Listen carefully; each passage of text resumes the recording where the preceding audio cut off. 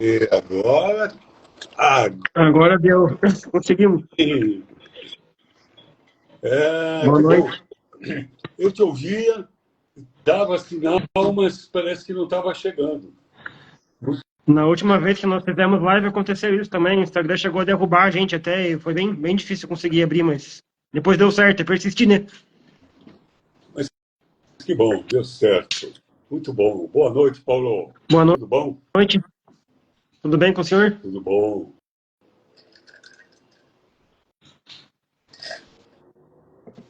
Vou fazer uma abertura, uma explicação, então, rapidinha. Pode ser? Sim, você que manda. É, Eu estou na tua. Nós estamos hoje com o Dr. Wilson Gonzaga, é um psiquiatra, ele tem uma trajetória muito interessante com a espiritualidade, com a medicina, com a ayahuasca também, e fiz esse convite para ele para essa live em que a gente vai abordar o tema do amor como conexão para a consciência, que a gente procura estudar a consciência e o Dr. Wilson traz um conhecimento muito interessante sobre isso também.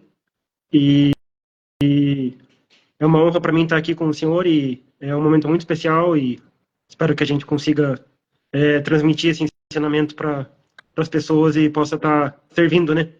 Que é sempre essa a intenção, né? Servir bem. Isso mesmo, Paulo. E se o senhor quiser fazer uma apresentação, pode ficar à vontade. Bom, é isso. Você já disse, meu nome é Wilson Gonzaga, sou médico, psiquiatra e já tenho mais de 40 anos que sou psiquiatra. Então, nesses 40 anos, minha vida profissional se mistura com a vida assim, da legalização da ayahuasca. E hoje sou um estudioso da medicina psicodélica, que hoje é uma das coisas mais modernas que se tem na saúde mental hoje. Então, e é isso. Estamos aqui, como você disse, para servir.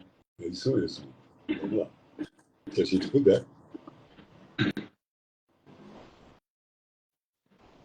Nós preparamos algumas perguntas que nós recebemos de algumas pessoas do grupo ali. Nós temos um grupo no WhatsApp e algumas nós que cuidamos do grupo também fizemos. E aí nós vamos indo o tempo que der, né? E no final, quem fizer alguma pergunta aqui durante a live, a gente tenta abordar também, né? E eu pensei de dedicar um tempo para o senhor abordar um pouco o tema de uma forma livre. Acho que seria interessante. E depois a gente pode começar. Tá bom. Vamos falar de amor. Então, bom, a primeira coisa que me vem assim, para falar de amor é entender o nosso contexto que nós temos de amor.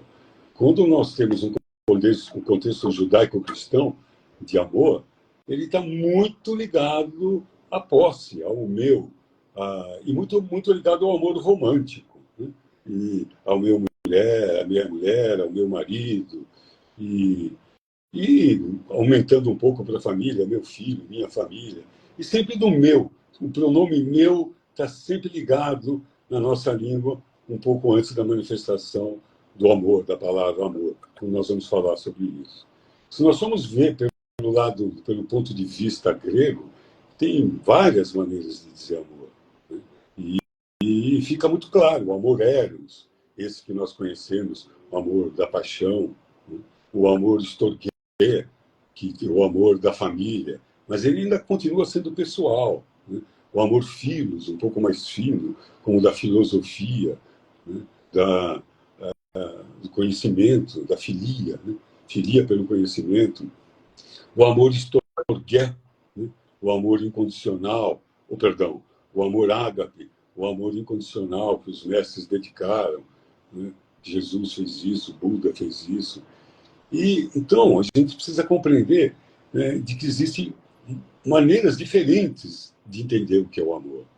Agora, o que eu proponho é que o amor, se nós sairmos do amor, tiramos os adjetivos dele, e podemos perceber que ele é uma grande força que aglutina tudo, que junta tudo. Nós poderíamos chamar o amor como vácuo cósmico, poderíamos, né? Como telesma, né? Telemeu, como da onde surge toda a matéria, toda a ideia, o vazio que liga tudo. Nós poderíamos chamar o amor a energia que mantém unido um elétron girando em torno de um núcleo. Nós podemos chamar de amor uma energia que coloca todo o cosmos em harmonia e que os gregos chamavam de cósmico, a força cósmica, o cosmos. Então, o amor, ele deve ser entendido como uma matéria-prima de que une tudo e de que faz com que tudo exista e que ele tem um padrão vibratório e que se cada um, enquanto individualidade, conseguir vibrar nessa mesma sintonia desse fluxo de vida que é esse amor cósmico, nós entramos como um rio dentro do mar, numa correnteza de prosperidade, de alegria, de felicidade, onde tudo flui para que tudo construa, para que tudo ande, para que tudo nutra, para que tudo cresça. Então, muito mais que um sentimento do que tem a ver com um pronome, principalmente esse pronome possessivo do meu time, do meu carro, da minha família, do meu amor. O amor, ele é o sustentáculo de tudo que existe. Então, quando se dá esse nome, se empresta, se chipa, se junta esse nome amor com Deus, Deus é amor, é o todo, faz sentido isso também, porque nós estamos falando dessa energia que liga tudo, que une tudo, que nutre tudo. Então, muito mais do que um sentimento, muito mais do que algo que possa ser abarcado apenas pela personalidade, é algo que vive em tudo. Isso que eu entendo como amor. E, e a consciência, doutor? A consciência é o processo de compreensão desse todo, cujo caminho é esse, entender o que é o amor. A consciência é outra instância que, por enquanto, eu ainda vejo, não só para mim, mas como uma humanidade, como algo a ser conquistado, como uma utopia. Não diria utopia, porque utopia está muito ligado a alguma coisa, né, que não é realizada, uma fantasia. Mas um porto a ser abarcado, não um porto ainda habitado, a consciência. É claro que a gente pode falar em diversos níveis de consciência, entender isso até dentro de um estado vigil, como um termo médico, até a compreensão sobre a verdade absoluta. Então, são diversos graus de consciência. Então, a consciência que hoje nós habitamos, a humanidade como um todo, no seu vetor resultante, está muito aquém de entender, por exemplo, o que é o todo, o que é a verdade. Então, quando nós falamos de consciência, nós projetamos um estado que nós sequer imaginamos, não temos a capacidade de imaginar o quão amplo isso pode ser. E vivemos com aquilo de disponível que temos de consciência, e isso varia dependendo do grau de cada um.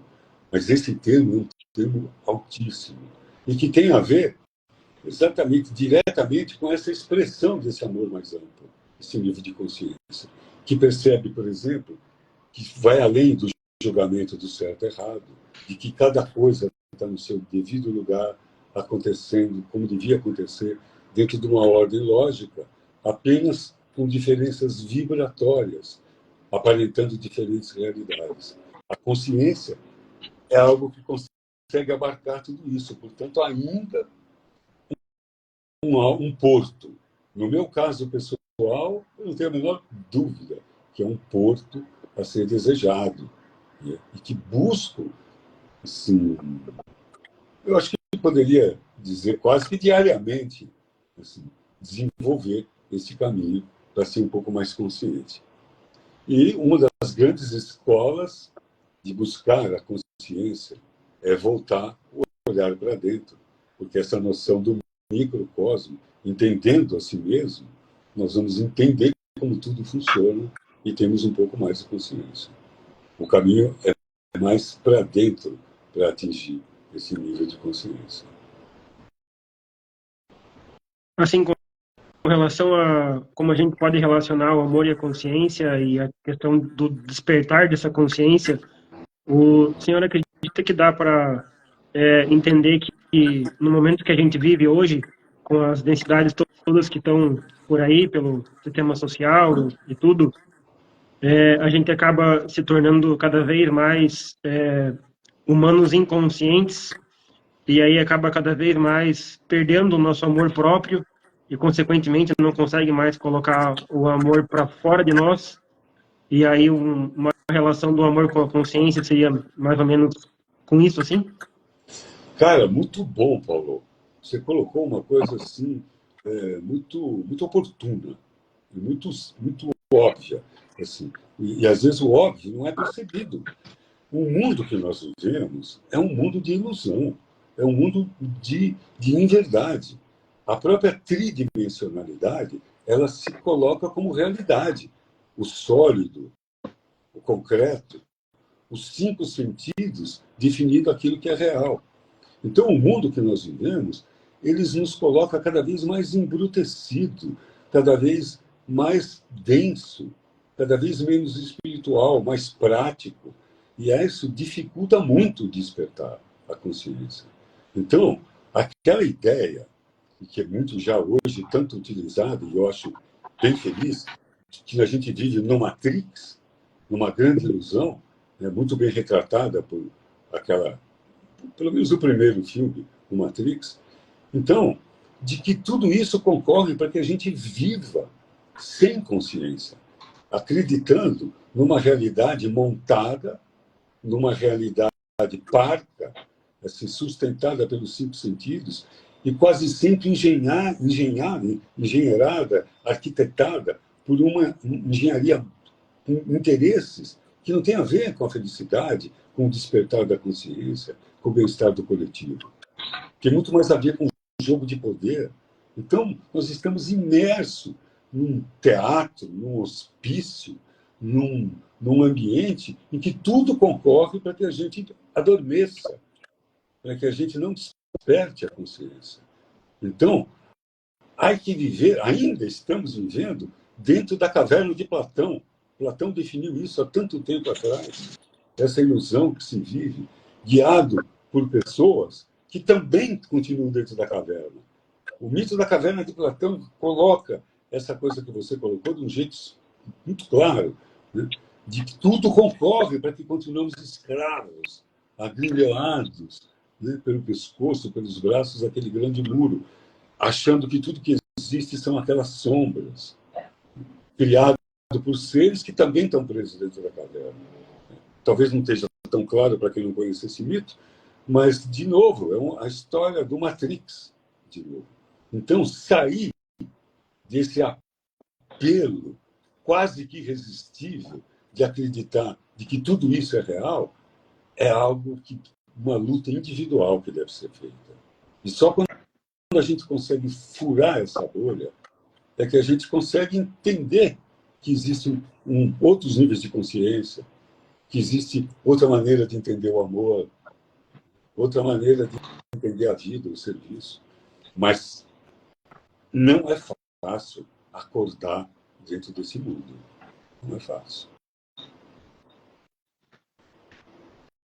Essa questão do mito da caverna do Platão, ela é uma ilustração de um filósofo grego muito, muito antiga, mais de 2000 anos atrás, eu acho, né?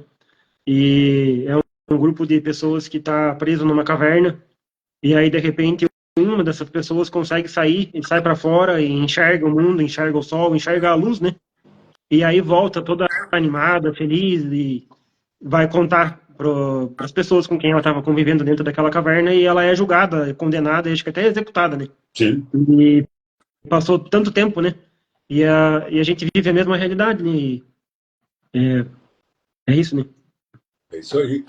Isso foi colocado por Platão, mais ou menos, existem algumas discussões, 700 anos antes de Jesus. Então a gente está falando de mais de 2.700 anos. Já foi colocada uma situação em que se vivia na época essa ilusão, essa prisão, vivendo através do ter em detrimento do ser. E ele coloca a vida nessa história, o herói que foge, que vê a luz e que volta e é assassinado, era a própria história do Sócrates, o grande mestre dele, e que foi um homem que lutou para fazer com que as pessoas acordassem e também foi assassinado, foi condenado à morte. Anos depois, mais ou menos 700 anos, a história se repete com Jesus, né, que também é crucificado quando procura trazer a consciência. É uma história recorrente em todas as civilizações. Essa tentativa de sair desse sono que nós vivemos socialmente em tantas e tantas eras, já vivemos isso. Então, esse despertar é necessário. E esse é um serviço que, quer queira, quer não, a espiritualidade como um todo, ela tem feito questionado as pessoas de que existe mais do que a Matrix, do que viver, crescer, ter. E acumulando, e aquilo não trazendo sequer nenhuma possibilidade mesmo de felicidade, de realização. E pessoas assim, criando um nível de insanidade mental que hoje, Paulo, isso eu não estou inventando na minha cabeça. No dia de hoje, isso é estatística, 38 pessoas vão se suicidar até da meia-noite, em média, neste país, hoje. Isso é uma estatística. 38 pessoas no Brasil. Então, a quantidade de pessoas que estão deprimidas no mundo assusta os números. E se a gente olhar para o horizonte, o prognóstico é que nada melhore. Nós vamos ver só nuvens plúmbias, um destino por conta de onde nós estamos levando o nosso modo de viver, as nossas relações, que estão insustentáveis. A nossa relação conosco mesmo, com a natureza, uns com os outros. E acreditando mesmo que isso é a realidade, que esse Matrix é tudo o que nós temos para ser vivido. Então, essa bolha só pode ser rompida, e eu acredito e posso estar absolutamente convencido de outra realidade se me provarem, de maneiras individuais, através da espiritualidade, quando uma grande massa começar a despertar e perceber que tudo tem que ser reescrito, ser revisto. Desde a própria distribuição de bens até realmente o que nós devemos aprender nas escolas desde criança. Qual é o currículo que nós realmente merecemos para educar as nossas crianças? O que nós realmente temos que aprender antes de ler, antes de somar, de dividir? Quanta coisa temos que reformar, refazer, reinventar, para ter uma população mais saudável, mais consciente, mais amorosa.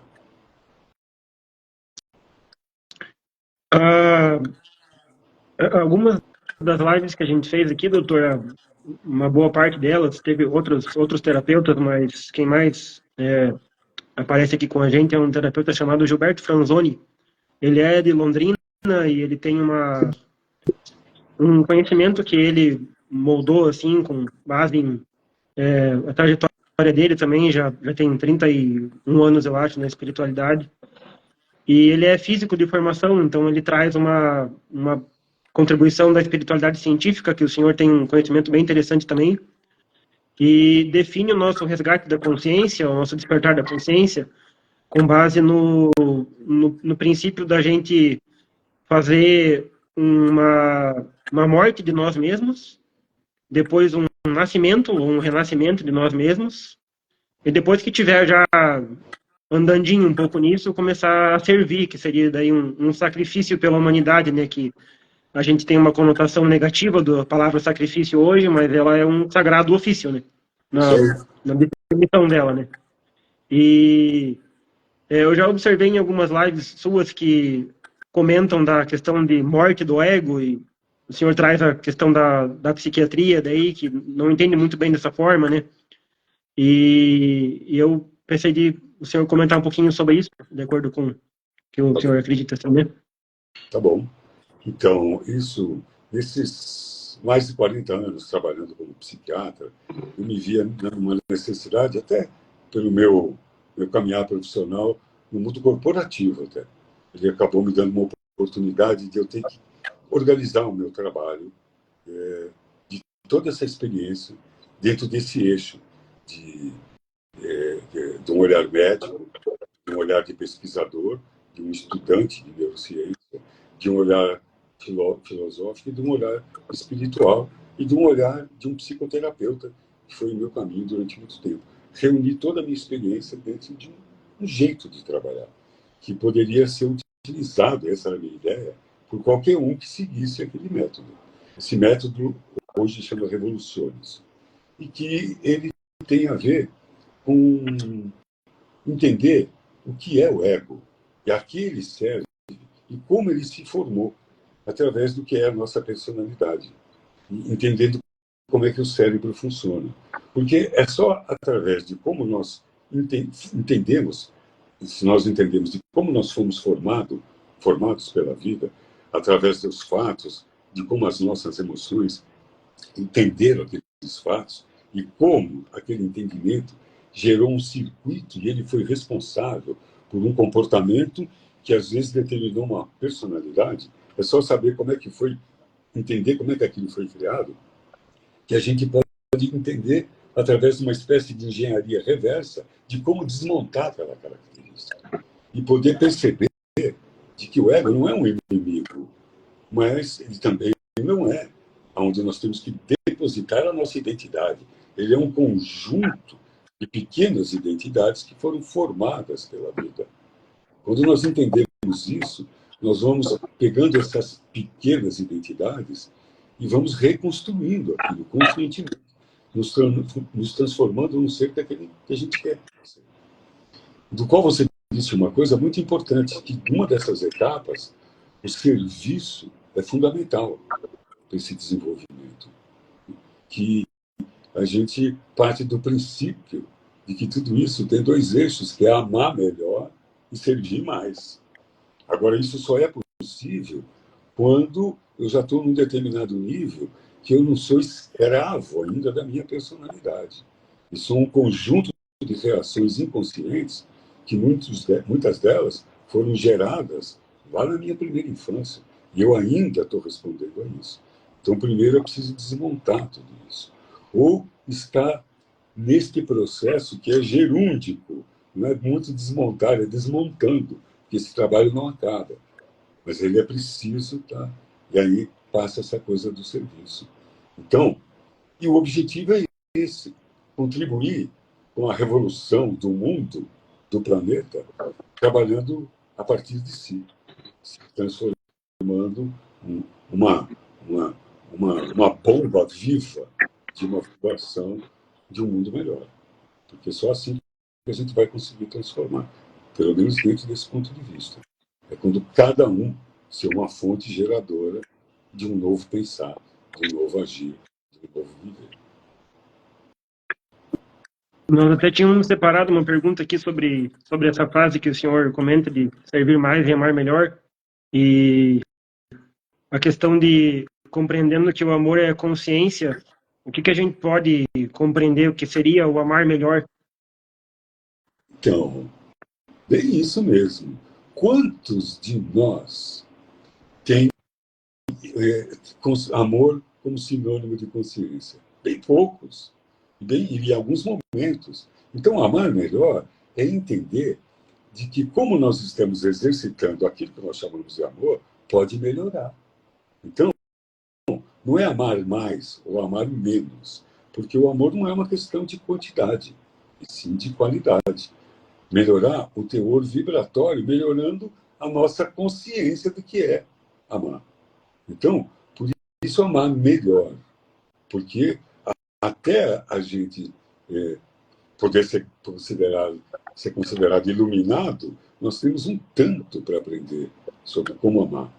Então, por isso, a gente coloca essa situação de amar melhor, porque é onde a gente pode crescer no amor, não na quantidade, porque ele não tem a ver com quantidade. Ele é algo que, quanto melhor a sua qualidade, mais claro, mais amplo, mais inclusivo, maior ele fica. Então, por isso que ele tem a ver com melhor. E o servir, não. O servir é uma coisa prática. O servir tem a ver com atitude. O servir tem que ver com decisão. Então, aí tem a ver com mais, servir mais. Dentro da família, pode ser. Dentro da profissão, pode ser. Dentro da comunidade que faz parte, como hobby, sei lá.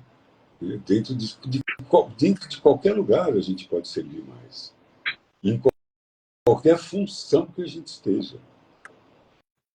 Mesmo como um diretor, como um faxineiro, como um pai de família, como um filho, como um namorado, como um marido. Sempre a gente pode servir. E o serviço é um exercício de amor, porque a gente coloca o interesse no outro. É um momento em que a gente esquece de si para servir o outro.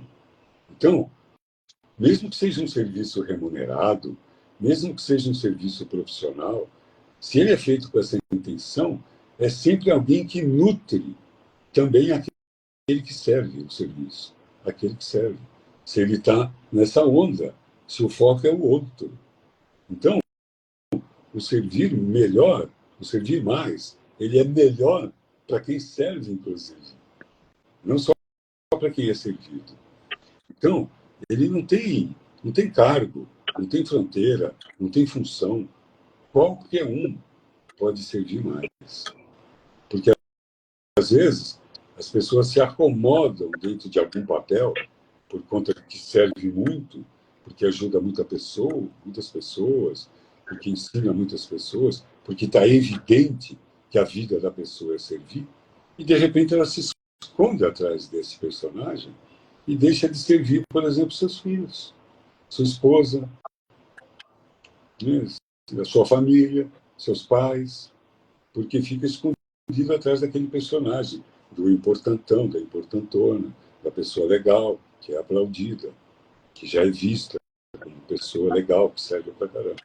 Então é um cuidado que todo mundo tem que ter, independente do que a gente faz. A gente sempre pode servir mais. Todos. E isso é um exercício bem interessante de desenvolvimento. Aprimorar o nosso serviço. Nós temos uma compreensão, doutor, de que a nossa consciência seria como se fosse nosso ser, assim, nosso ser espiritual, e que nós hoje, nesse sistema bem inconsciente, né, e denso, nós vivemos a nossa vida como se estivéssemos com em torno de 5% da nossa consciência funcionando, digamos assim. E o restante a gente perde ou na infância, ou no parto, ou na gestação, ou em outras existências. Essa uma questão assim que faz sentido para o senhor? Muito sentido. Eu não ficaria à vontade para concordar ou para discordar desses 5%. Mas, com certeza, a ideia é essa. Nós utilizamos muito pouco daquilo que nós temos disponível e você colocou um dos jeitos que a gente vai perdendo mesmo, pelas vidas, pelas experiências. Por que será que existe quase todas não, mas não é raro, em várias ordens espirituais, os votos? Por exemplo, né, o voto de castidade, o voto de pobreza e o voto de obediência. Quer dizer, quando uma pessoa conscientemente renuncia assim ao sexo, o voto de castidade, ela vai perceber que a sua genitália está só ali para excreção, para fazer xixi, só para isso. Quando ela renuncia à sedução da grana, de ter, e decide que vai ter a vida sem se preocupar com isso, vai fazer um voto de pobreza. Eu quero ser pobre, eu quero ser obediente e quero ser casto. Cara, ela fechou os 3 principais ralos de energia do ser humano comum, que é o sexo, a sedução do dinheiro e a sedução do poder. Quer dizer, só sobra para essa pessoa se dedicar para o desenvolvimento da sua alma. Então, esses votos não eram à toa, não era para sacrifício, era para caminhar para o sacro ofício. Era isso.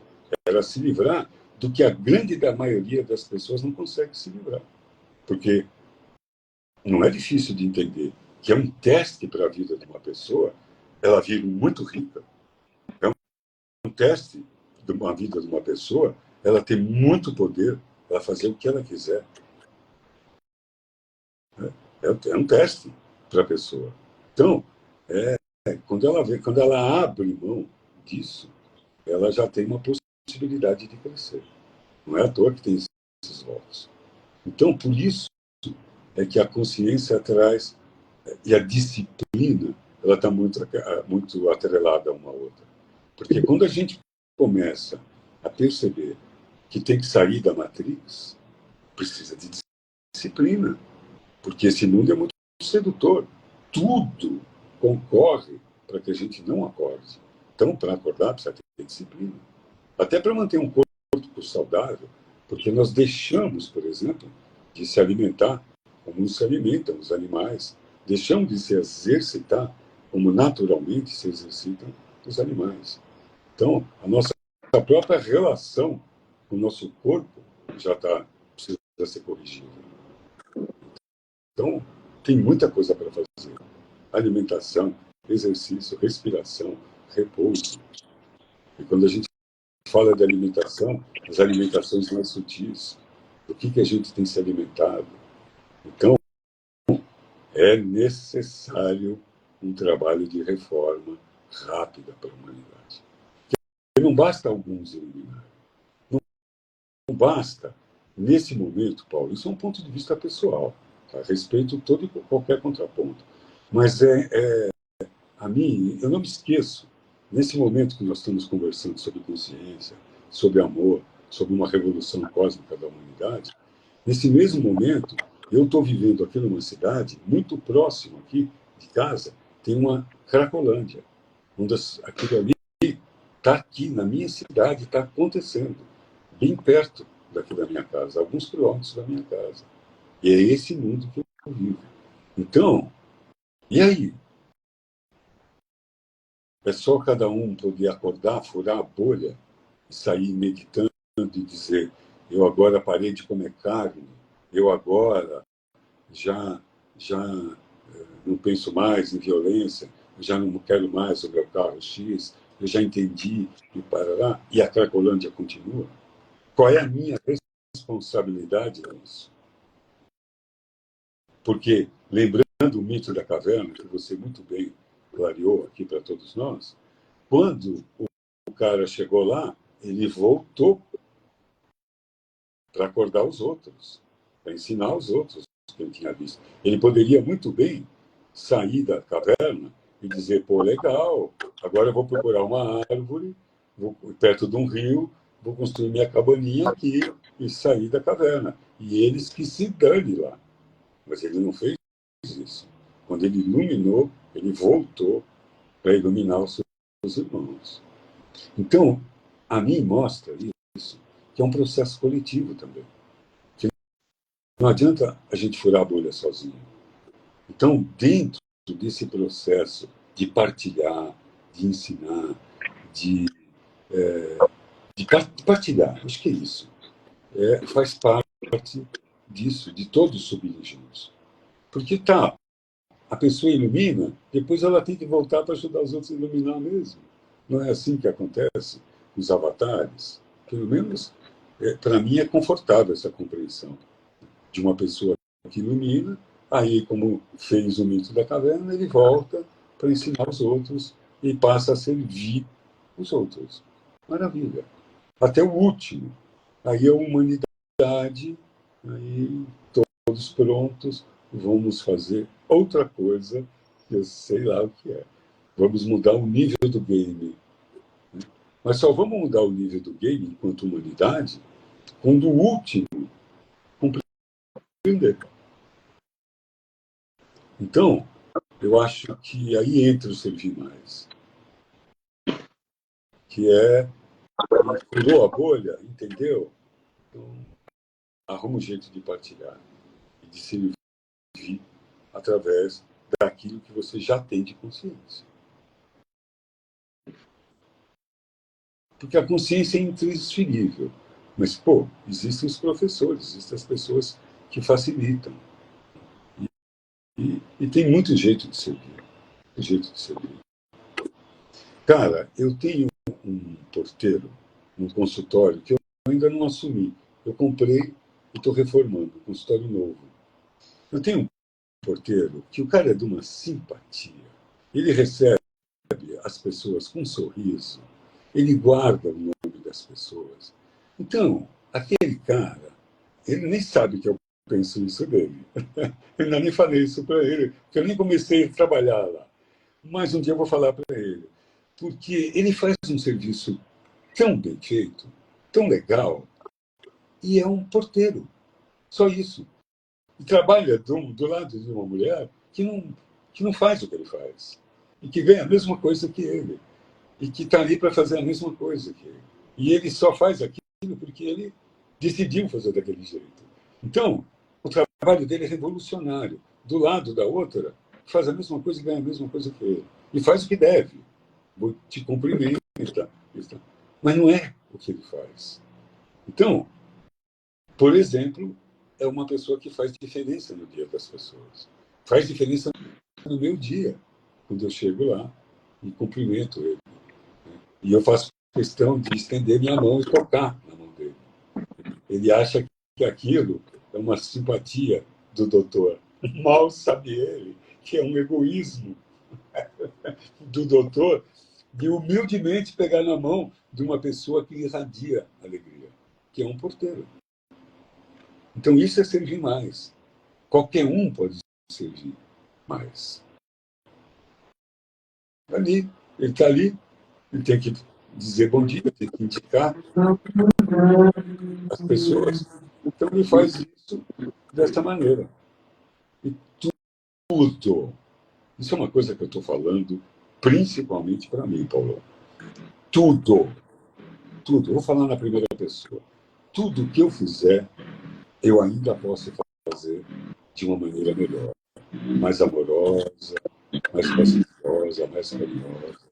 Hoje, no dia de hoje, eu me peguei perdendo a paciência e falando de um jeito que eu achava que não precisava mais falar daquele jeito. Então, tudo pode ser feito melhor. O bom é que, assim, errou, já percebe logo e já procura consertar. E não justifica. Errou. Está errado. Então, a gente tem que estar atento, porque a gente vive nesse matrix aqui. Agora, fazer desse caminho uma trajetória divertida, já que é trabalhosa, longa, que seja pelo menos divertida, para o caminho ser legal. E o porto, como está distante, cada vitória é uma conquista, e maravilha. E o caminhar ser gostoso. E aí depende de cada um, porque o caminho a gente faz.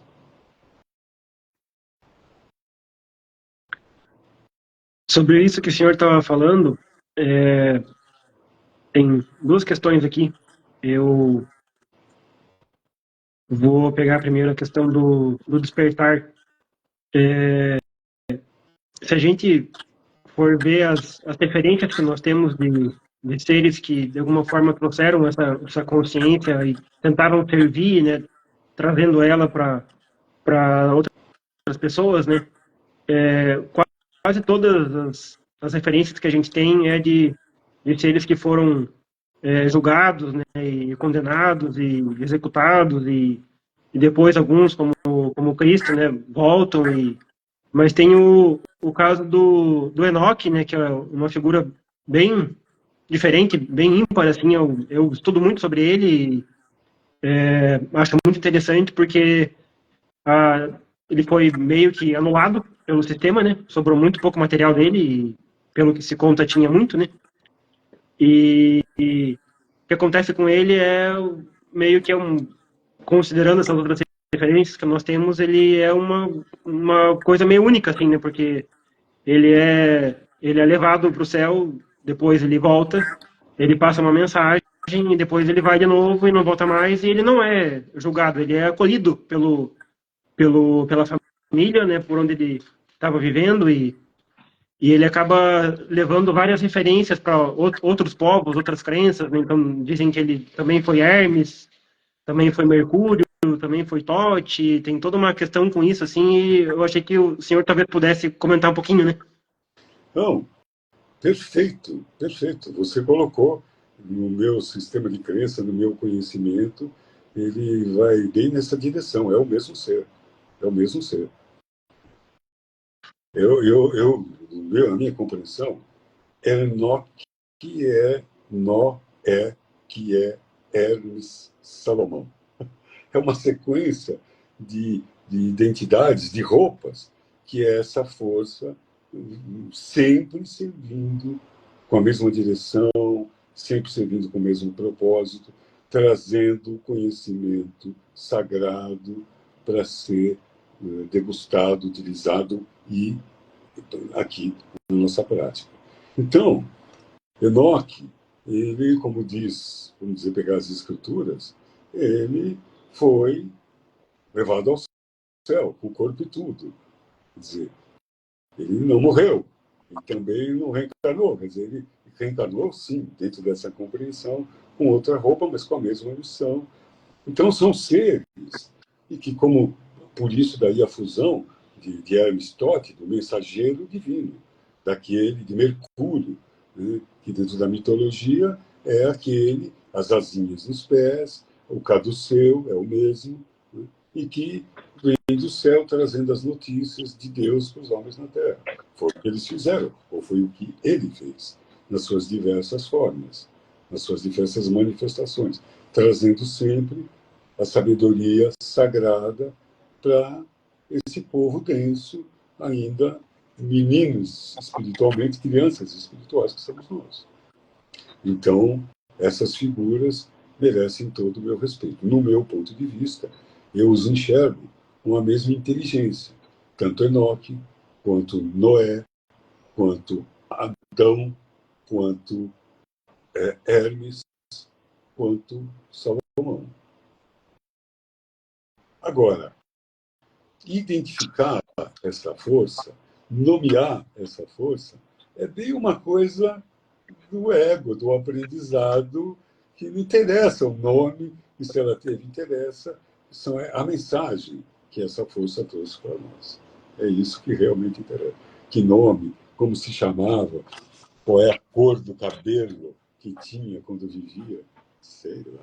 O que importa é a mensagem que semeava.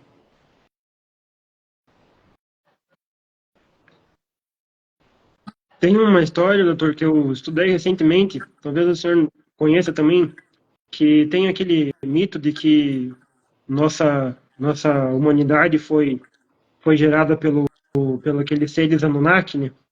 E aí Sim. eles contam uma história de um ser meio homem, meio peixe, que andava pelos oceanos e saía nas terras e levava conhecimento. E aí tem um nome que agora me falha a memória, eu não lembro, mas relacionam ele com essa força do Enoch, do Hermes, e como ele acabou sendo um ser planetário, né? Em uma época que não existia, pelo que a gente acha, pelo menos a tecnologia da internet e tudo, né? Eu achei muito interessante porque parece que dá sentido, né? Ele entrava no mar e ia parar em outro povo, em outro planeta, e outro país, perdão. E, e era isso, não sei se o senhor acha que pode fazer um certo sentido também. Nossa, sim. Uma das coisas mais sábias que a filosofia trouxe é uma das mais simples. Quando Sócrates diz, só sei que nada sei. Quer dizer, quando ele percebe, com a sabedoria que ele tinha, esse contexto, ele foi quando alguém, uma pessoa, foi lá no templo de Delfos e perguntou para uma das pitonisas que ele queria conhecer ainda em vida o homem mais sábio, o ser mais sábio do planeta. E aí a pitonisa disse, cara, tu está no lugar certo. O cara mais sábio do planeta está aqui fora, ensinando, aqui perto, da praça que ele chama Sócrates. E aí foi nesse contexto que esse homem, que buscava o saber, que por conselho de uma pitonisa, de uma então deusa, teoricamente, ali, né, do oráculo, foi falar com ele. Foi nesse contexto, reconhecendo que ele é o homem mais sábio, e provavelmente deveria ser. E o homem mais sábio que existia naquele admitia que não sabia de nada, ou sabia de muito pouco do que existia para se conhecer. Então, eu vivi durante tempos na floresta. Ali existem seres, presença, que não tem nada a ver com o mundo material, que não tem nada a ver com a lógica cartesiana, que não tem nada a ver com um médico, que mesmo que se considere bem informado, vai entender o que está acontecendo ali. Então, por exemplo, seres, você falou, falando desses seres meio homem, meio peixes, os indígenas têm uma lenda dos Aruanãs, que são meio homem, meio peixes, e que vêm de tempos em tempos, e que vêm se relacionar. E eles têm medo disso, e aí colocam que vem roubar as crianças. Mas ele aparece para vocês. A própria figura dos elementais, não vamos sofisticar muito. Seres que vivem, que têm inteligência, que não estão no mundo material, mas também não estão no mundo espiritual, que são como espíritos das plantas, o que nós chamamos de duendes, o que nós chamamos de fada, de gnomos, de salamandras, elfos, fadas, seres que nós colocamos no universo mítico e que, na verdade, ele tem seu espaço dentro da natureza cósmica, vivendo aqui nesse planeta conosco, conosco. E que, assim, muitos, a nossa ciência oficial, tende a desprezá-los. Quando qualquer um, com qualquer tipo de sensibilidade, ou com auxílio de algum dessas medicinas psicodélicas, pode entrar em contato com esse mundo elemental, e que nós desconhecemos isso. A interferência de seres de outros planetas que estão aqui vivendo entre nós, influindo, ajudando a fazer esse parto, sair dessa treva que nós vivemos, por uma compreensão melhor, vivendo entre nós aqui. Nós não sabemos da missa um terço. E aí, o que me incomoda, Paulo, é ver a arrogância da ciência oficial e colocar só admitimos que é verdade aquilo que for cientificamente comprovado. Ah, vá, assim que nem criança mal criada. Ah, vá fazer cocô no mato. Que isso? Nós não sabemos da missa um terço. Assim, esse gesto socrático de humildade, de dizer, meu, tudo é possível. Qualquer história, o que eu escuto de história de maluco, o que eu conto histórias malucas, assim, todas elas eu acolho e vou ver se faz algum sentido e tal. Claro, claro, tem coisas que são brincadeiras, mas não esse tipo de coisa que você falou. Perfeitamente, eu dou acolhimento a isso. Histórias, quando lidando com índios, escuto dentro da mitologia deles. Calma. Ah, isso é coisa. Né? A lua pegou e pera. Vai ver, por exemplo, dentro das escrituras, a história. Vai entender aquilo como uma metáfora, é uma coisa. Vai entender aquilo como símbolo, é uma coisa. Agora vai entender aquilo como uma reportagem, fica muito esquisito, difícil de entender. Então, todo o povo tem sua sabedoria. As histórias, os folclores, eles trazem uma sabedoria. Basta a gente poder entender. e ter sensibilidade e humildade. Humildade para querer conhecer essas coisas e não fechar portas com conceitos, com dogmas, com verdades pré-estabelecidas. Isso aí.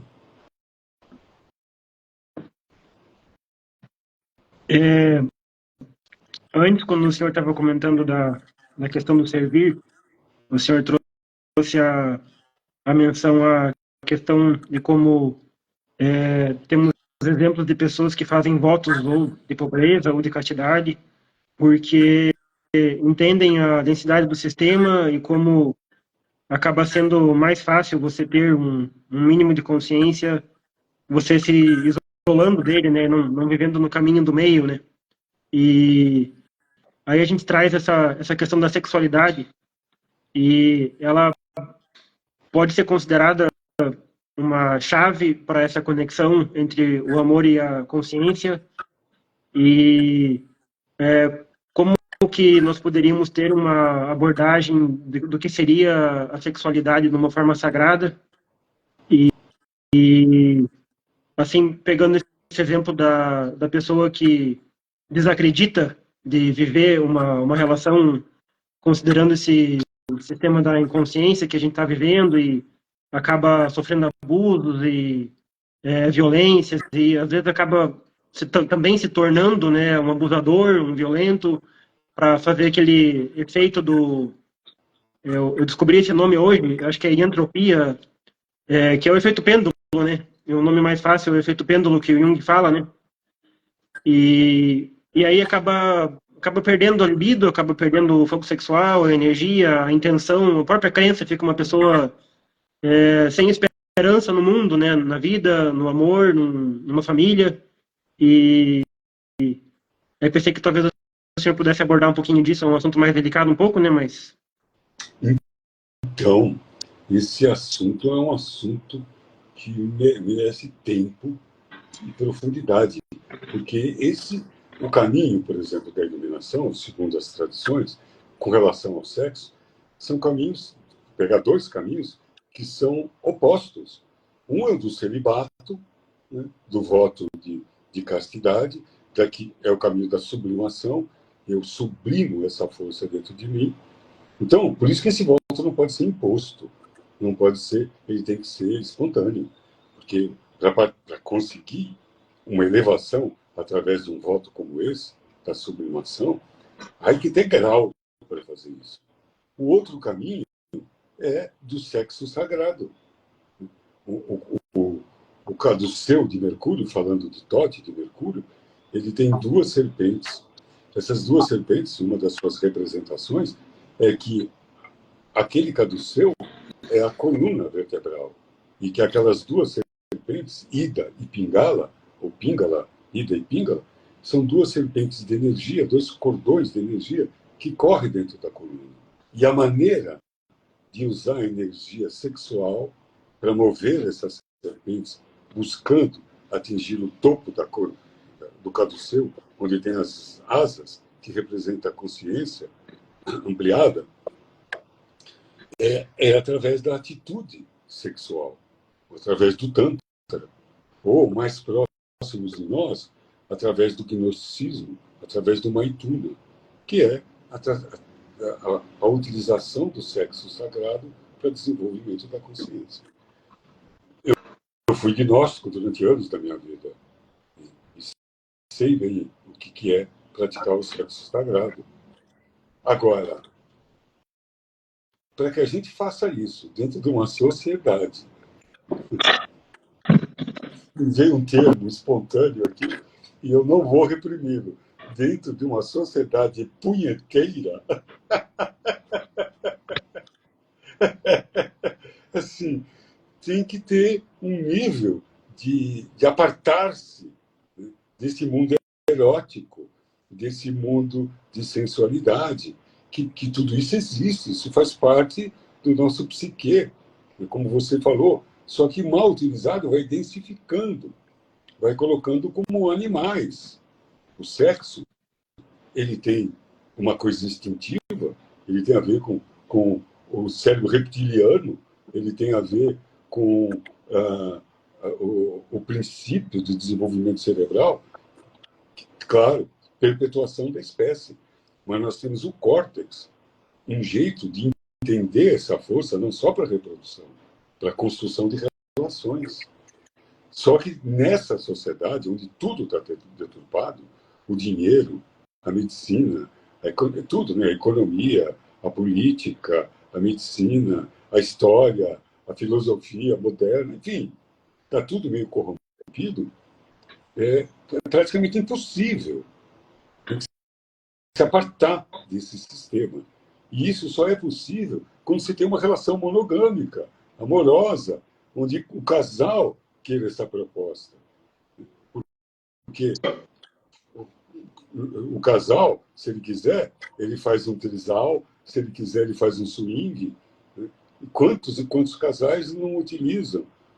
Agora, se esse casal resolver, os dois juntos, querer conhecer uma outra maneira de usar a sexualidade com muito prazer, com muito libido, com muita liberdade e com sacralidade,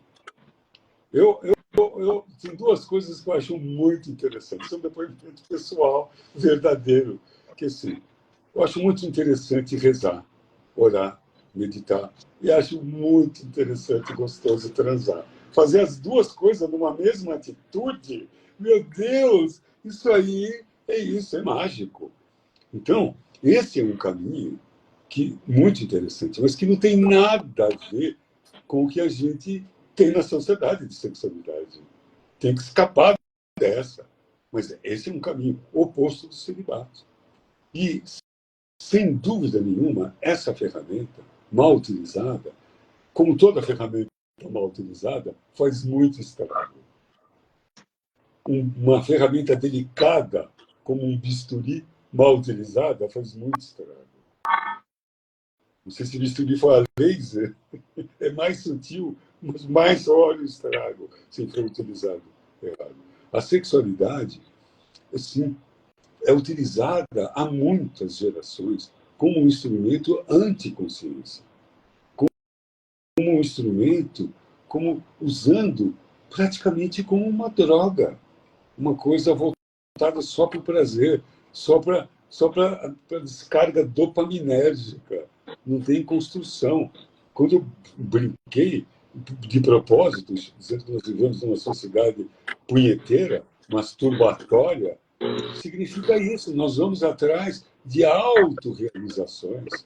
A grande maioria das realizações são projeções. Eu vou buscar no outro aquilo que falta em mim. Por isso elas são fugazes, por isso elas são superficiais, por isso elas não acrescentam, elas só desgastam. Trazem experiência, claro que traz experiência, mas sei lá se muito aproveitáveis. Então, a sexualidade virou, já há um tempo, instrumento de venda de produtos, porque é um apelo que pega diversos níveis de inconsciência, para não falar diversos níveis de consciência, e usada para vender coisas. Há muito pouco tempo, agora, com um pouco mais de juízo, proibiram as propagandas de cigarro, de cerveja, que eram com mulheres, uma coisa machista, mulheres de biquíni, dançando, rebolando, se oferecendo, vendendo cerveja. Estou pegando um exemplo, mas isso foi usado de maneira muito mais sutil do que eu estou falando, para vender coisas, porque é uma força fundamental. Então, essa é uma questão muito delicada, que é muito, muito, muito, muito, muito além de discussão sobre gênero, sobre caretice, sobre cultura. É algo maior. É algo maior. É algo que tem a ver com consciência. É algo que tem a ver com utilização de um presente da natureza, de um presente que nós ganhamos da natureza. E estamos usando esse presente como um brinquedinho que compramos no sexy shopping, um brinquedinho erótico para criar prazer dopaminérgico. Caraca! Então, isso é uma questão que precisa ser melhor discutida, melhor pensada, porque é uma questão agora, e isso tem que ser encarado de uma maneira sem bandeiras, sem paixão, admitindo que é uma força que todo mundo tem, de abertura, simplicidade para falar disso, mas perceber que isso está envenenando a nossa vida psíquica, a nossa vida física, a nossa vida amorosa, as nossas relações. E temos aí uma ferramenta divina para ser utilizada, democrática. Qualquer um, qualquer pessoa pode desfrutar dessa grande maravilha, e é tão importante que ela envolve a procriação. É um momento em que nós viramos deuses, criamos outro ser. Ela não é pouca coisa, a sexualidade. Então, por que esse velho de 70 anos está exagerando? Eu não estou falando disso, não. Eu estou falando de consciência. É disso. Não é esse o tema? Não saí dele. É disso. Eu ia pedir para o senhor abordar um pouquinho justamente da descendência, doutor, porque o que acontece é que a gente percebe assim que cada vez mais as nossas descendências, primeiro que com essa densificação do sistema da inconsciência, né, muitas pessoas acabam, com os traumas que acabam sofrendo, acabam criando traumas para criar. Então, está cada vez mais criando menos e não só a questão de conceber um filho, mas conceber uma ideia, a criatividade, ela está acabando, né? E quando a gente acaba conseguindo, né, conceber, a gente vê que a nossa descendência ela está perdendo a inocência, né? Então, a criança não está mais brincando, ela está com alguns meses, às vezes um ano, dois, já cedam ela no celular, né? E é um mal que a gente foi criando, né? Nossa ascendência foi criando, né? E agora a gente está transmitindo, né, para nossa descendência. E faz um sentido isso também? Claro que faz. Como é que a gente pode negar isso, Paulo? Qualquer negativa disso, eu recomendo assistir um jornal nacional. Pronto. Já vai entender o rumo que nós estamos indo. Como é que está indo a nossa descendência. Isso não tem culpado. Eu acho que são fases. É essa coisa do pêndulo. Então, nós estamos muito próximos a um grande portal. Não é mais sustentável nós mantemos as nossas relações do jeito que estamos. Não é mais possível. Então, nós estamos chegando no limite. E um dos sinais que nós estamos no limite, cara, alguém pode pensar que eu estou exagerando, mas eu estou sendo mais sincero. É isso que eu penso hoje. Amanhã eu posso pensar diferente, me dou esse direito também. Mas hoje eu penso isso. Um dos limites é a nossa descendência. É o jeito que nós estamos. Não tem nenhum julgamento político, sexual, moral nisso. Por mais que queiram enfiar isso, não estou falando isso. Mas as práticas modernas não são sustentáveis para o crescimento da humanidade. Caraca! Assim, então, nós estamos num momento que tudo precisa ser repensado. Tudo, tudo. Não tem essa ordem de certo e errado, de pecado, de bonitinho e feinho. Nós estamos num momento de transição. Agora é um momento de renascer. Então, o que vai acontecer? Sim, tudo é muito novidade. Então, estamos preparados para surfar essa onda. Vem vindo um tsunami de valores, de crenças, de realidades, de doenças, de curas, de possibilidades. Porque não existe fim. O fim de uma época ela coincide com o começo de outra. Tudo é muito dinâmico, a vida mostra isso. Quem está esperando o apocalipse vai se decepcionar. Esperou no ano 2000, depois no ano 2012, depois no ano 2022. Quando que vai acontecer essa bagaça? Nunca. Isso já está acontecendo. As coisas estão o tempo todo. Agora, por isso, a gente precisa, nesse momento, de ter uma guiança interna, de saber, porque muita revolução é muita coisa, muita crença caindo, muita coisa nova, muita coisa acontecendo muito rápido, muito rápido. Eu, cara, fui um cara que vivi intensamente esses 70 anos e continuo vivendo, gosto, que não tenho o menor plano de morrer. Um cara que compra um consultório novinho não está a fim de morrer cedo. Então, com 70 anos, eu já vi muita coisa. E muita coisa está acontecendo muito rapidamente. Essa coisa com as famílias, com os filhos, com as personalidades, com o jeito de pensar, com a falta de compromisso, uma, um crescente, todo mundo pensando em si, sabe? Pessoas que apertaram o botãozinho do foda-se, colocaram um palitinho e saem pela vida só pensando em si, esquecendo do coletivo e querendo só se dar bem e um tipo de falta de resistência, de não quero, não posso, de mimimi, de sofrimento, um nível de vitimização, assim, de falta de coragem de lutar, de cara, vamos transformar essa bagaça, isso aí agora. Então, nós estamos vivendo o que há de melhor e o que há de pior agora, em todas as áreas. Então, é um momento mesmo de tomar cuidado e de escolher. Escolher. E muita coisa vai mudar. Eu estou falando, porque o mundo da medicina, do mundo da saúde mental, tudo, da tecnologia. Com esses 70 anos, quem podia imaginar que eu ia estar dando uma aula, né, dando uma conversa, um assunto desse, com 52 pessoas vendo, e depois disso gravado e distribuído, quantas pessoas? Isso é uma tecnologia que eu podia imaginar um negócio desse, de que eu ia viver exclusivamente olhando para uma janelinha luminosa, por ali eu ia trabalhar, por ali eu ia receber, por ali eu ia me divertir, por ali eu ia estudar, por ali eu ia comprar, tudo. Quem imaginava isso? Quem imaginar que dentro da minha casa, do meu quarto, eu poderia entrar dentro da biblioteca da Sorbonne, dentro de um livro, e ler esse livro? Quem imaginava isso? E o que nós podemos imaginar depois da inteligência artificial? Nós temos. A tecnologia é escalável, é uma PG. Ela cria mais tecnologia.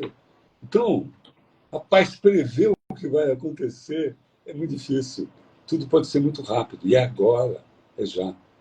Então, é hora de a gente estar alinhado com o cosmos, com o centro de tudo. Porque vai chacoalhar tudo isso aqui. Já pegou meu lado apocalíptico agora.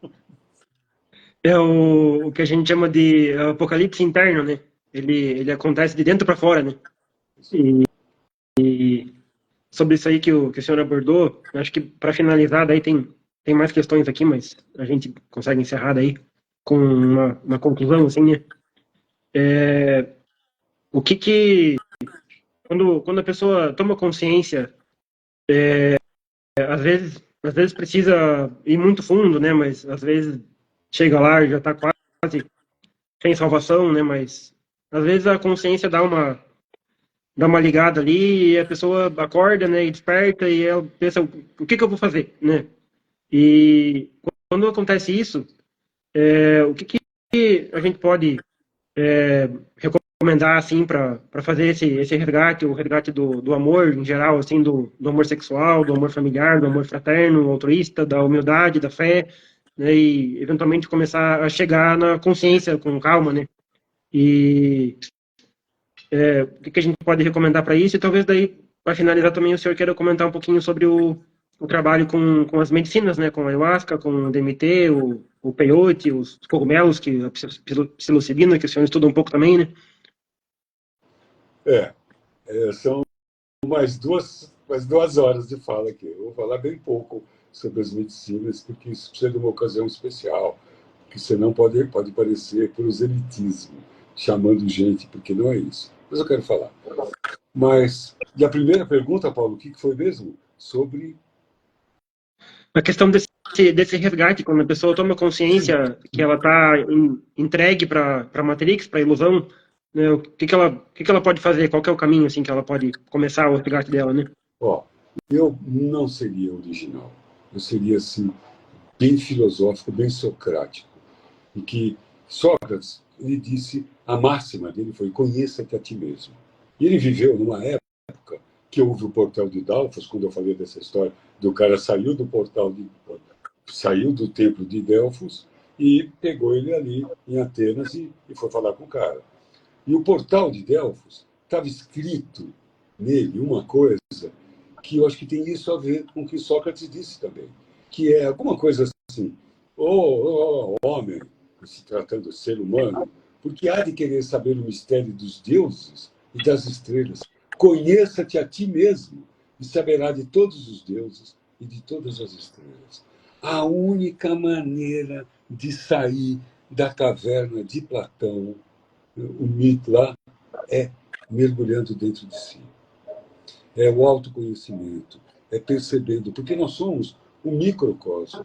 Se nós conseguimos entender quem nós somos, como disse o portal de Delfos, absolutamente correto, nós vamos entender o mistério de todas as estrelas, de todos os deuses, de tudo que está fora de nós. Então, sair do Matrix é, primeiro de tudo, se libertar de si mesmo. O primeiro passo é entender que nós não somos isso que nós achamos que nós somos. Isso é um conjunto de características. E saber que a nossa identidade não está no nervosinho, não está no bonzinho, não está no valentão, não está no paquerador, não está no nerd, não está nesses que são todos fáceis. A nossa verdadeira identidade está na luz, na essência, na consciência. Esse é o nosso verdadeiro eu sou. O resto é tudo sou eu. Então, o primeiro passo é olhar para dentro e entender quem de fato cada um de nós somos. E começar a partir daí construir um novo objetivo e viver para uma outra realidade. E não para nascer, crescer, ganhar dinheiro e morrer. Tem muito mais. Entre se tem vida depois da morte, eu tenho certeza. Mas eu tenho muito mais certeza que tem vida antes da morte. Então vamos vivê-la aqui de maneira de fazer dessa experiência alguma coisa que vale a pena. E não uma experiência de alguém que veio de férias e ficou meio bobão aqui, sem fazer nada. Então, isso que eu acredito que o primeiro passo é olhar para dentro. Sobre as medicinas psicodélicas, eu quero dizer o que disse Stanislav Grof, que é um cara que estudava LSD, quando nos anos 70 foi proibido, e ele continuou estudando, perdeu a cadeira dele na universidade, e ele criou uma escola em Exalém, e como ele não podia mais usar o LSD, ele continuou estudando estados alterados de consciência através de respiração, e criou uma respiração holotrópica. Esse foi o cara, Stanislav Grof, um cara muito bom. E ele disse uma coisa muito interessante, que o telescópio está para a astronomia, como o microscópio está para a biologia, como a medicina psicodélica está para a saúde mental. Vai mudar tudo. Nós vamos enxergar outras coisas. Os psicodélicos, eles não são drogas. Eles são uma categoria completamente diferente, que foram demonizados por uma campanha americana de guerra com interesses políticos. E o interesse de combater as drogas tinham outros interesses econômicos e colocado tudo no mesmo balaio. Então, os alucinógenos foram recuperados agora, na terceira onda de estudos. A primeira onda foi os povos originários, que já estudam isso há milênios. A ayahuasca, a mescalina, a psilocibina. Existe registro da psilocibina há mais de 3.000 anos, sendo aqui nos povos americanos. Então, essa era a primeira onda. A segunda onda era com Timothy Leary, com Aldous Huxley, com o Grof, com essas pessoas que começaram a estudar. E nos anos 70 foram abortadas em seus estudos por uma onda, como eu disse, americana proibicionista. E criou-se uma piração de que o alucinógeno era uma droga mortal, que a pessoa ia e nunca mais voltava. E é uma substância exatamente segura, mas que ainda não está normatizada. Muito provavelmente muito provavelmente, esse ano ela normatiza. Eu hoje faço parte de uma instituição que dá um curso de pós-graduação para médicos e psicólogos em medicina psicodélica, formando médicos e psicólogos para trabalhar com uma coisa que nem está normatizada ainda, porque é irreversível. Isso é mais cedo ou mais cedo, isso acaba sendo normatizado. Mas, por hoje, a medicina psicodélica, as únicas que podem ser utilizadas são a ayahuasca em contexto religioso, não em contexto terapêutico, ainda não. E sabe-se que ela é muito terapêutica, mas é isso, por enquanto, que a gente tem. E a ibogaína, e dentro de um contexto semi-hospitalar, também que é a ibogaína natural, uma que é um anestésico, que veio do mundo da veterinária, que é a cetamina, que pode ser utilizado, que é um sintético, e deve ser aprovado esse ano pela Anvisa americana, o êxtase, para tratamento em TAP, em terapia assistida em psicodélico, de êxtase, e, na sequência, a psilocibina, que eu acho de todas a mais democrática, mais do que a ayahuasca até. Então, deve ser uma coisa que deve revolucionar quando for normatizada. Por enquanto, a gente só pode usar dentro de pesquisa, e então ela ainda não é normatizada. Mas isso é uma coisa que vai mudar tudo. Já está mudando. Já está mudando. Então, é isso que eu gostaria de falar aí, medicina psicodélica. Já são 8h22. Hoje é chegando no final. Sexta-feira. O doutor está no o pó da rabiola, já de cansado. Eu separei como um encerramento aqui, doutor, se o senhor quiser abordar um pouquinho do seu projeto do Pense Nisso, e daí a gente pode encerrar. O que o senhor acha? Olha, o Pense Nisso não é nenhum projeto. Dentro da comunidade Pense Nisso, ali tem todas as minhas coisas, que a pessoa entra lá dentro da página do Instagram, aí entra no site, aí pode sentar na comunidade Pense Nisso. Então, esse ano que tem novidade, que nós estamos preparando o Revolucione-se, estamos pensando em fazer algumas vivências, e estamos pensando no Revolucione-se só para terapeutas, estamos pensando num curso de introdução à medicina psicodélica, e estou escrevendo um livro sobre a minha vivência pessoal com as medicinas psicodélicas, e que eu acho de todas elas e que eu vivi. Não é exatamente um livro técnico, mas mais a minha história, junto que esse ano deve sair. No meio de tanta coisa que eu tenho que fazer, ainda tenho que cuidar da minha saúde, dos meus pacientes que eu amo, da minha vida, da minha mulher. E vamos que vamos. É isso aí. Tá certo, então. Eu vou fazer uma menção para um amigo meu, o Roberto Fraga. Ele, acho que desde a primeira live que a gente fez aqui, foi outubro de 2022, está com quase 2 anos agora, né? Ele acompanhou todas e sempre foi bem participativo e está sempre fazendo pergunta aí, interagindo, e acho bem interessante, né, a gente ter essa interação, e é bom também, né, para que continue assim, a gente fazer um reconhecimento, né, e outras pessoas também que sempre participam, e eu acredito que a gente conseguiu ter uma conversa muito interessante sobre temas delicados, né, e importantes e necessários para esse momento que a gente está vivendo, né, e tivemos bastante pessoas aqui o tempo todo, né, foi bem legal, e como eu disse no começo, é uma honra para mim, né, e é isso, assim, se o senhor quiser fazer um encerramento também. Então, eu quero dizer, Paulo, que, cara, que legal que foi para mim também. E que foi muito gostoso, passou muito rápido. E quando você mandou aquele roteiro, eu falei, ih, cara, não vai dar certo. Eu fiquei assustado. Falei, puxa, não me deu tempo assim. Mas não, cara, você foi super simpático, super fluido, as suas observações ajudaram, deram suporte. e foi muito legal. Com algumas vezes, eu sou entrevistado, e você é um entrevistador muito bom, muito legal. Foi muito legal a conversa, gostei pra caramba.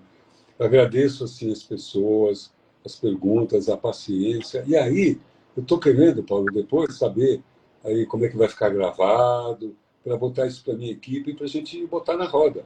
Porque a minha vida foi uma correria, não é nem eu coloquei no meu story algumas horas antes de começar, sei lá. Não, pô, eu terminei de atender, deu uma hora antes de começar que eu consegui colocar no meu. Então, a gente poder divulgar isso também. Legal. Beleza. Então, bem grato a você, as pessoas que estiveram aqui, e foi muito gostoso, muito divertido. Quero a cópia aí para botar isso na roda também. Até um mês atrás, mais ou menos, doutor, a nossa gravação ela ficava exclusivamente no Instagram. Eu faço a marcação na hora que eu encerro. Ainda tem algumas coisas que são novidade para mim, que eu estou aprendendo, né? Mas agora eu tenho uma pessoa que está trabalhando comigo, que está me ajudando bastante. E nós estamos fazendo a transição também para o YouTube, então as 3 primeiras lives já estão lá e questão assim, o projeto daqui a um mês, mais ou menos, já está em todas lá, inclusive essa de hoje também. Então ela vai estar lá no YouTube também. E, e assim, é isso. E eu vou Então, encerrar então. Boa noite para todos. mas aí, Paulo, quando ela estiver no YouTube e tudo, passa para mim, porque aí eu ponho no meu canal também, ajuda a divulgar. Tá certo. Boa noite. Boa noite, uma boa noite a todos aí. Foi um prazer estar com vocês aí. Até mais.